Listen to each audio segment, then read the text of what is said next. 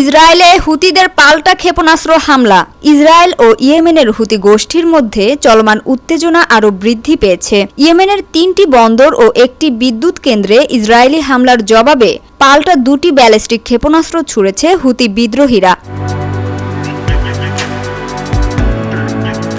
সোমবার স্থানীয় সময় ভোরে ইয়েমেন থেকে 2টি ক্ষেপণাস্ত্র নিক্ষেপ করা হয় বলে জানায় ইসরায়েলি প্রতিরক্ষা বাহিনী। টাইমস অব ইসরায়েলের প্রতিবেদনে বলা হয়, ক্ষেপণাস্ত্র 2টি প্রতিহত করার চেষ্টা করা হয়েছে, তবে সফলভাবে ভূপাতিত করা গেছে কিনা সে বিষয়ে তদন্ত চলছে। ইসরায়েলি জরুরি পরিষেবা সংস্থা ম্যাগেন ডেভিড অ্যাডাম জানায়, হামলায় এখনও পর্যন্ত কোনো হতাহতের খবর পাওয়া যায়নি। ক্ষেপণাস্ত্র হামলার পর জেরুজালেমের দক্ষিণাঞ্চলীয় অ্যাটজিয়ন ব্লক ও হেব্রন সহ বেশ কয়েকটি এলাকায় সতর্কতা সাইরেন বেজে ওঠে। এর আগে ইসরায়েলি বাহিনী ইয়েমেনের হুতি নিয়ন্ত্রিত হোসেইন, রাস ইসা ও সালিফ বন্দর এবং রাস কান্তি বিদ্যুৎ কেন্দ্রে হামলা চালায়। এসব স্থানে হামলার আগে বন্দর ও আশেপাশের এলাকা খালি করার জন্য স্থানীয়দের সতর্ক করে আইডিএফ।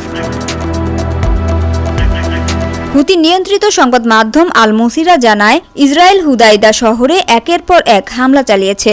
এদিকে রবিবার হুতিদের সামরিক মুখপাত্র ইয়াহিয়া সারি জানান, গাজায় ইসরায়েলি আগ্রাসনের প্রতিক্রিয়ায় বেরগুরিয়ন আন্তর্জাতিক বিমানবন্দরে একটি হাইপারসনিক ব্যালিস্টিক ক্ষেপণাস্ত্র দিয়ে হামলা চালানো হয়েছে।